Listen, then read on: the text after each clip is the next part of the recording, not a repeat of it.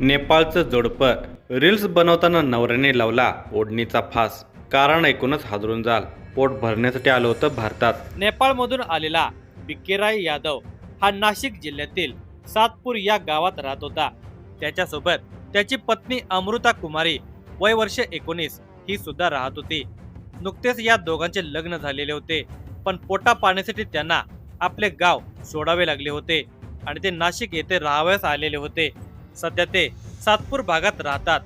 बिक्कीराय हा मजुरीचे काम करून आपला आणि आपल्या बायकोचा उदरनिर्वाह करत होता.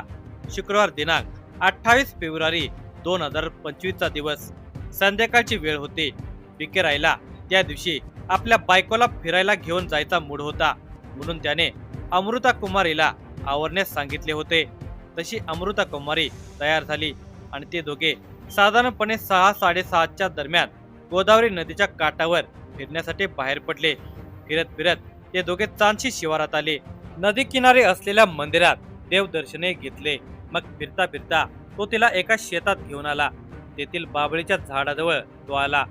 बिक्कीरायकडे स्मार्टफोन होता. त्याला रील्स करायला खूप आवडायचे. त्याचे स्वतःचे युट्यूब चॅनलही आहे. त्यावर तो काही बाय रील्स टाकत असतो. एकूण काय, तो स्वतःला रील स्टार समजत असे. शेतात आल्यावर त्याने आपल्या बायको सोबत काही फोटोही काढले आणि हे फोटो काढता काढता तो बाबळीच्या झाडाजवळ आला. आजूबाजूला झाडी होती आणि आसपास कोणी नव्हते. हे पाहून बिक्कीरायने आपल्या बायकोच्या अंगावरील ओढणी ओढली आणि दोन्ही हाताने फिरवून तिला पीळ देतो तिच्याजवळ आला. त्यावेळी अमृता कुमारीला वाटले की आपला नवरा रील्स करण्याच्या मूडमध्ये आहे. तो रील्स करण्यासाठीच हे करत आहे. आपला नवरा मस्करी करत आहे असे मनाशी म्हणत अमृता कुमारी हसत हसत त्याला पोच देऊ लागली. पण गळ्यात टाकलेली ही ओढणी रील्स करण्यासाठी टाकली नव्हती, तर त्याला आपल्या बायकोचा गळा आवडायचा होता.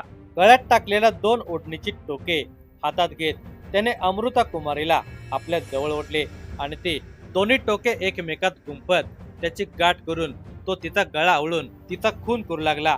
जोपर्यंत तिचा श्वास कोंडत नव्हता तोपर्यंत अमृता कुमारीलाही मस्करीच वाटत होती. पण तिचा श्वास कोंडून तिला त्रास होऊ लागला तरी तो ती गाठ सैल करत नसल्याचे तिच्या लक्षात येताच ती घाबरली. तिला आता प्रतिकारही करता येत नव्हता, कारण क्षणार्धामध्ये बिक्कीरायने आपला डाव साधलेला होता. बायकोचा गळा आवळून तिला त्याने ठार मारले होते.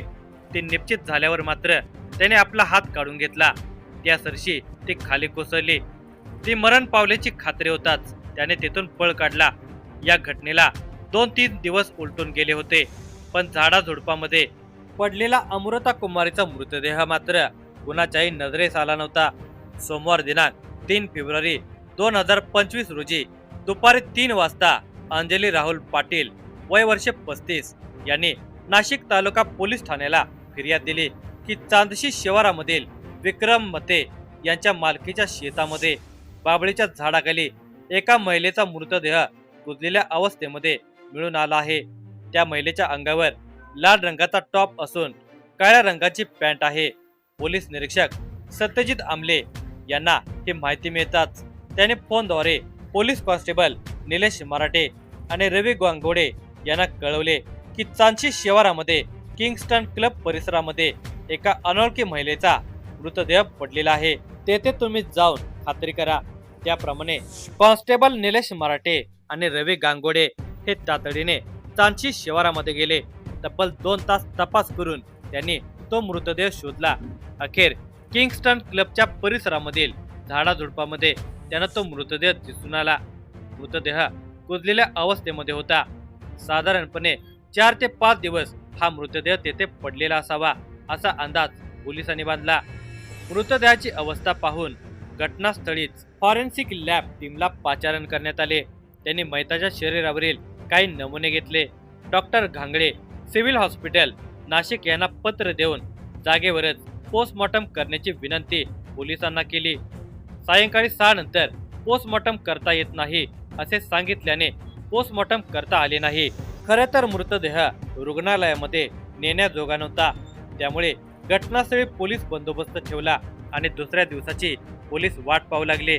दरम्यान नाशिक तालुका पोलीस ठाण्यामध्ये या मयताची नोंद अकस्मात मृत्यू रजिस्टरला 21/2025 क्रमांकावर BNS कलम 194 प्रमाणे नोंद घेण्यात आली. दुसरा दिवस उजाडला. मंगळवार दिनांक 4 फेब्रुवारी 2025 च्या सकाळी 10 वाजता पोलीस निरीक्षक सत्यजित आमले, हवालदार गायकवाड, कॉन्स्टेबल पानझडे, मराठे असे सर्वजण घटनास्थळी दाखल झाले. वरिष्ठ अधिकाऱ्यांनी घटनास्थळी भेट देऊन तपासाबाबत मार्गदर्शनपर सूचना दिल्या. डॉक्टर घांगडे हे घटनास्थळी दाखल झाले. त्यांनी मृतकाच्या अंगावरील ओढणी काढली असता त्या महिलेस गळा आवळून ठार मारल्याचे प्रथमदर्शनी आढळून आले. त्यानंतर मृतदेह सिव्हिल हॉस्पिटल नाशिक येथे नेण्यात आला. पोलिसांना तो मृतदेह अनोळखीत होता. त्याची ओळख पटेपर्यंत तपास पुढे सरकणार नव्हता. म्हणून पोलिसांनी घटनास्थळाचे आणि मृतदेहाचे फोटो काढले आणि ते फोटो नाशिक शहर आणि परिसरातील पोलीस ठाण्याला पाठवून एखाद्या स्त्रीची मिसिंग झाल्याबाबत तक्रार दाखल आहे का याचा तपास पोलिसांनी सुरू केला. दरम्यान पंचवटी पोलीस ठाण्यामध्ये एक महिला बेपत्ता झाल्याची तक्रार दाखल असल्याचे समजले. या पोलीस ठाण्याचे हवालदार वाडेकर यांनी नाशिक तालुका पोलीस ठाण्याला कळवले की आमचे पंचवटी पोलीस ठाण्यात मिसिंग रजिस्टर नंबर 34/2025 मध्ये एक महिला बेपत्ता झाल्याची तक्रार दाखल झाली असून तिचे वर्णन मृतदेहाशी मिळते जुळते आहे. तसेच ज्याने ही तक्रार दाखल केली आहे त्याला आम्ही बोलावून घेतो असे सांगितले. त्याप्रमाणे हवालदार वाडेकर एका तरुणाला सोबत घेऊन नाशिक तालुका पोलीस ठाण्याला आले. ज्या तरुणाने आपली पत्नी बेपत्ता असल्याची फिर्याद दिली होती त्या तरुणाचे नाव बिकेराय सुकेसराय यादव असून तो मूळचा नेपाळचा आहे. सध्या तो सातपूर नाशिक येथे राहतो. पोलिसांना फिर्याद देणाऱ्याची माहिती मिळाली. तसेच तो YouTube आणि Instagramवरचा रील स्टार असल्याचे समजून आले. पोलिसांनी बिकेरायला तो मृतदेह दाखवला. त्याने मृतकाचे कपडे आणि मृतकाच्या डाव्या हातावरील इंग्रजीमध्ये लिहिलेला टॅटू बिकी प्लस अमृता पाहून ही महिला माझी पत्नी असल्याचे सांगितले. तिचे नाव अमृता कुमारी बिकेराय यादव, वय वर्ष 19 असे समजून आले. ती सुद्धा मूळची हरिपूर्वा, जिल्हा सरलाई, नेपाळची असल्याचे पोलिसांना समजले. आपल्या पत्नीची मिसिंगची फिर्याद बिकेरायने दिली होती. त्यावरून पोलीस हे समजत होते की अमृता कुमारीला कोणी अज्ञात व्यक्तीने अज्ञात कारणासाठी मारले असावे. पण पोलिसांची चाणाक्ष नजर बिकेरायवरून फिरत होते. तेव्हा तिथेच कुठेतरी शिजतंय असे त्यांना वाटू लागले. आपल्या मनातील संशय मिटवण्यासाठी त्याला विविध प्रश्न विचारून माहिती घेण्याचा प्रयत्न केला. पण हुशार बिकेराय पोलिसांना ताकास्तूर लागू देत नव्हता. दरम्यान तपास अधिकाऱ्यांनी बिकेरायकडे पत्नीचे आधार कार्ड मागितले. ते आधार कार्ड त्याच्याकडे नव्हते, पण त्याच्या मोबाईलमध्ये त्याचा फोटो होता. म्हणून तो पोलिसांच्या समोरच आपला मोबाईल आधार कार्ड साठी चेक करू लागला. फोटोच्या गॅलरीमध्ये आधार कार्ड शोधत असतानाच काही फोटो पोलिसांना दिसले आणि पोलिसांचा त्याच्यावरचा संशय वाढला. पोलिसांनी त्याच्याकडे मोबाईल मागितला आणि ते फोटो चेक करू लागले. तेव्हा ज्या घटनास्थळावर अमृता कुमारीचा मृतदेह मिळून आला होता त्या ठिकाणावरचे अमृता कुमारीचे आणि बिकेरायचे फोटो आढळून आले. घटना घडण्यापूर्वी बिकेराय हा अमृता कुमारी समवेत असल्याचे स्पष्ट झाले. शिवाय मैताच्या अंगावर जे कपडे होते तेच कपडे मैताने फोटोत घातल्याचे आढळून आले. तो फोटो दिनांक 28 फेब्रुवारी 2025 रोजी सायंकाळी 6 वाजता काढलेला होता. दाल में कुछ काला है हे लक्षात येतात पोलिसांनी हे फोटो तू कुठे काढले आहेस ते ठिकाण आम्हाला दाखव असे सांगितले. मग मात्र बिकेरायच्या चेहऱ्यावरचे हावभाव बदलले. पोलिसांनी त्याच्यावर प्रश्नांचा भडीमार केला आणि अखेर त्याने आपला गुन्हा कबूल केला. आपल्या पत्नीचा खून करण्यामागचे कारणही सांगितले. रील स्टार बिकेराय हा पत्नी अमृता कुमारीच्या चारित्र्यावर संशय घेत असे.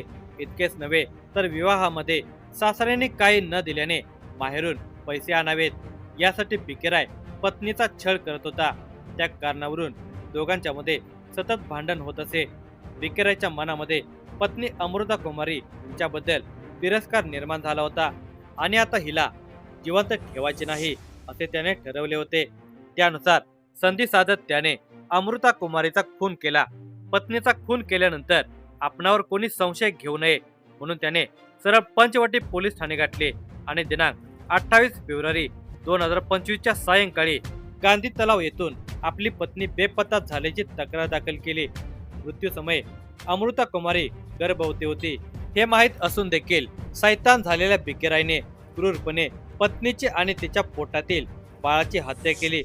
या घटनेचा तपास पोलीस अधीक्षक विक्रम देशमाने, अपर पोलीस अधीक्षक आदित्य मिरखेलकर यांच्या मार्गदर्शनाखाली पोलीस निरीक्षक सत्यजित आमले, हवालदार गायकवाड, दीपक पाटील, कॉन्स्टेबल निलेश मराठे, रवी गांगोडे आदींनी सखोल चौकशी करत हा गुन्हा उघडकीस आणला होता.